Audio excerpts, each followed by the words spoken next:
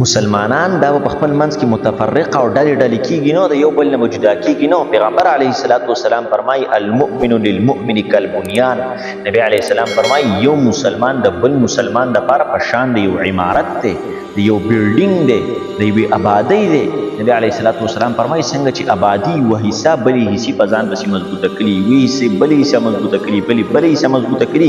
پیغمبر علیه السلام فرمایل دقسې مثال چې کوم دی هغه د مسلمانانو دی.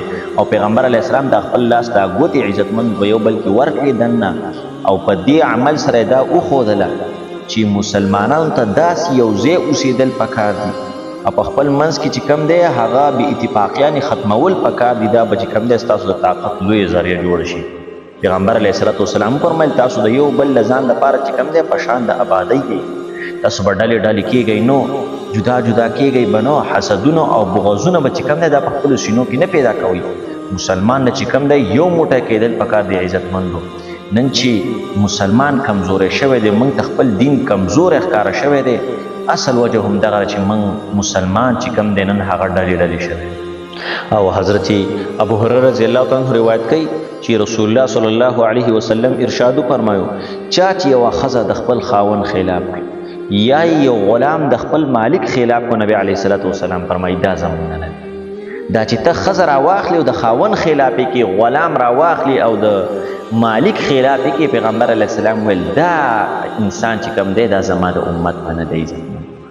نو ښځه د خاوند نه خلاف کول او غلام د خپل مالک نه خلاف کول دا چې کوم دی د انسانان په منځ کې بې اتفاقي ده. نو دغسې چې په دین کې هم ته کله بې اتفاقي راولي او په دین کې هم چې ته کوم دی مسلمانان هغه جدا جدا کوي او ستا په سر باندې یو مسلمان هغه ډلې ډلې کېږي او هغه د دین نه جدا کېږي. پیغمبر علیه السلام فرمایي دا کس زما د امت نه دی. ته د پیغمبر د امت نه نه دا چې ته قوم راواخلې مسلمان راواخلې او هغه ته جدا جدا کړي. د مسلمانانو په منځ کې حسد او بغض چې کوم دی هغه پیدا کړي.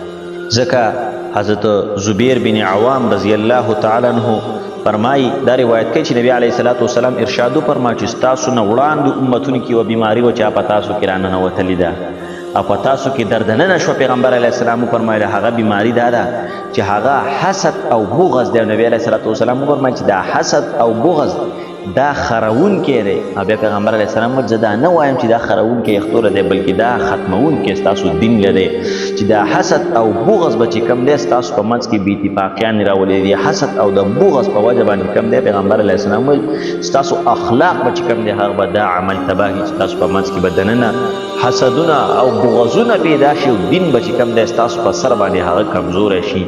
نړۍ به د مسلمانانو ډکه وي، غیر به چې کوم دی ظلمونه کوي، هېڅ څوک به چې کوم دی د هغې جواب نه کوي. اصل وجه به دا وي چې مسلمان به هغه به د یو بل سره حسد کوي، مسلمان به د یو بل سره بغض کوي، مسلمان به په یو بل باندې زیاتی کوي، مسلمان به د یو بل سره ظلمونه کوي، مسلمانان به یو بل وژني. د دقې په وجه به چې کوم دی تاسو کمزوري. نو عزتمندو په خپل منځ کې چې کوم دی محبت کول پکار دي، په خپل منځ کې مینه کول پکار دي چې مسلمانان هغه یو موټی. حضرت عطا رضی الله تعالی عنہ وایي د الله رسول صلی الله علیه وسلم ارشاد فرمایي چې په خپل منځ کې مصافحه کوئ، یعنی فلاس سره سلام کوئ. نبی علیه الصلاۃ والسلام پر بدې سره کینه چې کوم دی هغه ختمېږي او په دې خپل منځ کې هدیې یو بل له ورکوئ چې په دې سره محبت پیدا کېږي او دشمنیانې هغه څه کوي هغه مو لرې کوي دا عمل. پیغمبر علیه الصلاۃ والسلام دا فرمایي چې مصافحه کوئ. مصافحې سره به ستاسو په خپل منځ کې مینه او محبت پیدا شي. د مصافحې په وجه باندې به چې کوم دی ستاسو هغه کینه او بغضونه چې کوم دی هغه ختم شي. عزتمندو دا عمل نن موږ پرېښی.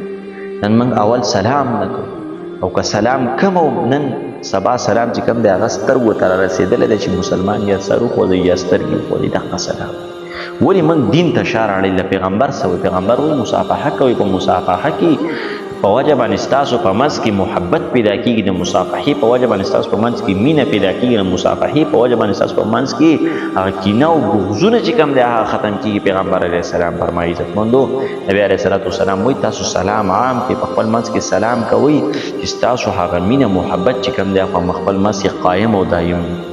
نو مسلمانان هغه موږ چې کوم دی عزتمندو نن دین ته چې کوم دی اشاره راوړله، موږ ته دین څه وایي، موږ ته قرآن څه وایي، موږ ته احادیث څه وایي، هغه موږ پرېښي دي. موږ د غیرو په طریقو باندې روان یو. پکار ده چې موږ ته دین څه ښیي موږ هغه زده کړو، په هغې باندې چې کوم دی عمل وکړو، دا زما ستا د کامیابۍ لوی. نو مسلمانانو ته پکار ده چې په خپل منځ کې هغه اتفاق سره اوسېږي، په اتحاد سره اوسېږي، حسدونه بغضونه هغه د خپل منځ نه ختم کړي.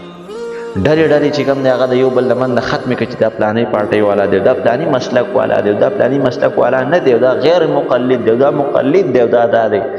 کله چې مسلمان دا شی شروع کړی دی نو مسلمانان او دا پارټیو او دا مقلد او غیر مقلد دا خبرې په موږ کې غیر رایستې دي.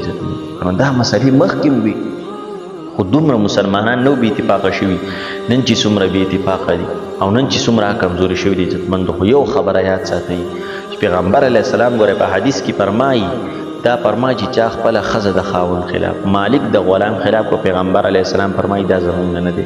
ولې؟